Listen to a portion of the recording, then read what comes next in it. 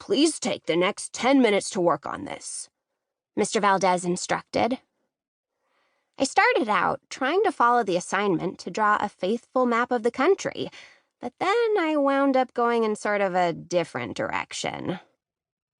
"Okay," Mr. Valdez said once our 10 minutes were up. "Now I'd like you to share your map with the student sitting next to you."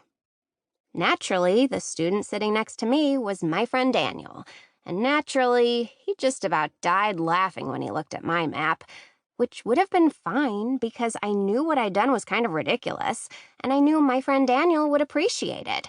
But what wasn't fine was that he then tapped on the shoulder of Polly, the girl sitting in front of him, and said, "Hey, take a look at what Maddie drew. She thinks the state of Colorado is actually shaped like a mountain." "I do not," I objected. "I just thought it'd be more interesting to draw a mountain than to draw a rectangle in the middle of the page and call it Colorado. I was capturing the essence of the state. Colorado's essence is mountainous." Now Polly's two best friends, Molly and Holly, also turned around to look at my map. "What?" giggled Molly. "Why didn't you just do the assignment, Maddie?" Holly just gave me a look. Holly rarely says much, at least not loud enough for me to hear, though she's always whispering with her friends. Instead, she just communicates by looking sort of disgusted.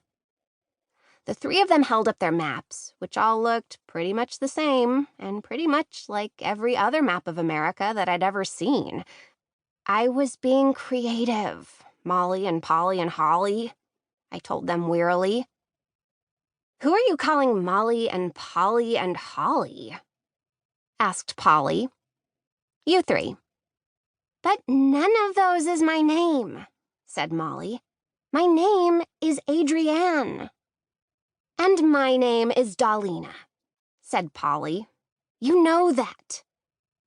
I turned to the last girl and asked, "Do you have anything to add?" "Not really," she said. "My name actually is Holly." "You might as well all have rhyming names," I said, "since it seems like you want to be as similar to one another as possible." Of course, they're not exactly the same. For one thing, Holly is white, Polly is Indian, and Molly is black. Plus, they all have different body shapes and hair colors.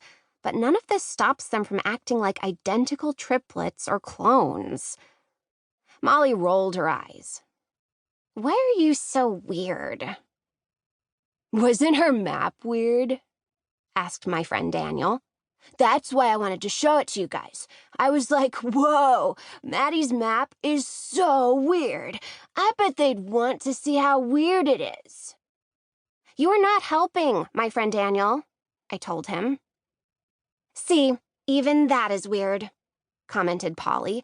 "Why do you call him my friend Daniel?" "Because Daniel is his name," I answered, "and my friend is an honorific. You know, like how you'd say Prince William instead of just William, or Captain Underpants instead of just Underpants. My friend is Daniel's title." They stared at me. "You don't have to call him my friend Daniel," I reassured them. "He's not your friend." "But I could be," Daniel interjected, still smiling. "I am fully ready to be anybody's friend Daniel." "Eyes to the front," Mr. Valdez said from his desk.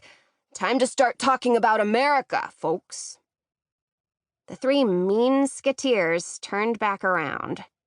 I spent the rest of the period refusing to look at my friend Daniel, except to occasionally glare at him.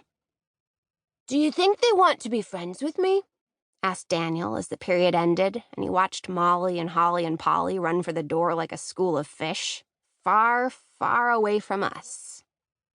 I said. My friend Daniel didn't wait for my reply. "They definitely seem to want to be friends with me," he said with a nod. "Definitely. I'm going to invite them to my bar mitzvah." And somehow I'm the weird one.